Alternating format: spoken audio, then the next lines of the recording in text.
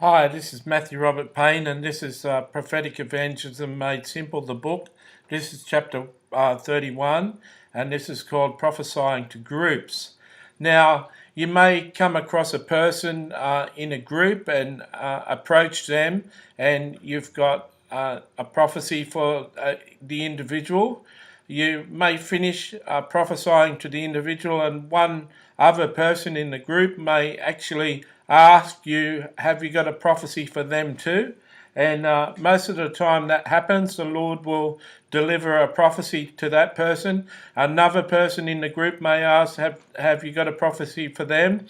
And you may continue to do that. Sometimes I'm inspired to approach a group of people and tell them that I've got a gift and I can tell something about each of the people in the group. And on those occasions, I deliver a prophetic word, a word of knowledge to each of the people in the group.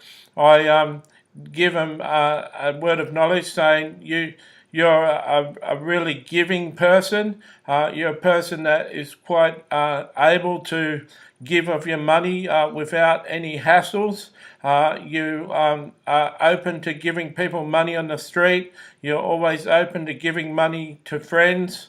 You haven't got much, money hasn't got much of a hold on you. You are free with your money, and so many times you've given money to people that the world wouldn't give money to, and because of this, God is very happy with you, and He allows you to get enough money for you to be able to share with other people, and God's happy about that. Now, next person, and you just go around the group giving a prophetic word, giving a word of knowledge to each of the people.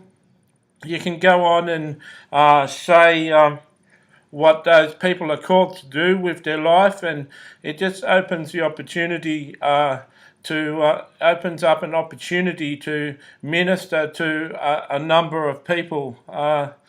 Someone in the group may say that your word of knowledge is not right for them, that you didn't get it right, and this is where you come to a point where you ask the person a question and ask them what did they think the word of knowledge means, and you'll find on most occasions the person will say something that's different to what you actually mean, and you reiterate what you said but in a different way so the person can understand. Most of the time you get it right the second time. You got it right the first time, though the words you used wasn't easily understood by the person. So the more that you do prophetic words, the more that you do it in groups, the more fun it is. There's two ways, like I showed, that you do it for a group. One is when you approach a person in a group with a prophetic word, and her friends or their friends are impressed with the prophetic word that you've given the person, and someone's bold enough to ask for a prophetic word for themselves.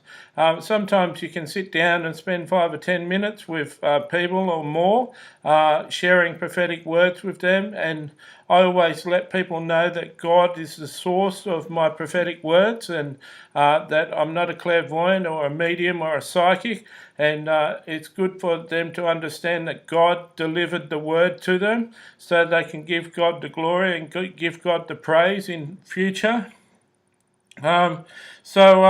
Just wherever you go, if God's leading you to give a prophetic word, just be confident that you're right. Don't be walking around wondering whether you're right and not being sure if you're right. Your confidence in the prophetic word is shown on your face and in the tone of your voice.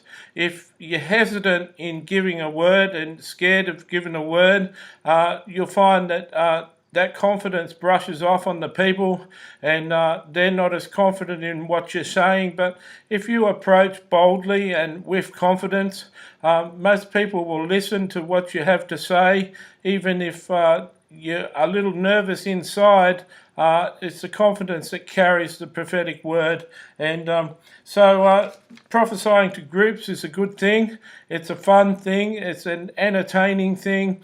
and God really uses me in that area many times. And sometimes when I'm finished prophesying to a group, I'll ask any of the people in the group if any of them have got a question for Jesus, and sometimes someone will come forth with a question. Normally the first question they ask is a fairly simple question, just testing to know that you're really hearing from Jesus. And then the second question they ask is more serious, like, how is my mother doing? Or, my mother died last year, is she in a good place? And touch wood, everyone who's asked me if their parents or someone who's died is in a good place, they've been in heaven, and Jesus was able to tell me what they're up to. So open it up for questions if you're confident.